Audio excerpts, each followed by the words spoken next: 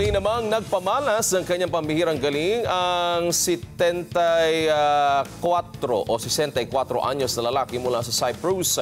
Matapos higitan ni Lolo Aristotelis Valauretis ang sariling world record para sa titulong Most Glasses Balance on the Head. Kaya para sa kanyang record attempt, inayos ang mga baso sa 8 magkakapatong na plywood at dahan-dahang inilagay sa tuktok ng kanyang ulo gamit ang forklift. Ang nasa 511 glasses na may bigat na 63 kilos. Nang mailagay na ang mga baso, kinailangan ni Aristotelis na balansin ito sa kanyang ulo nang hindi ginagamit ang kanyang mga kamay sa loob ng 15 seconds.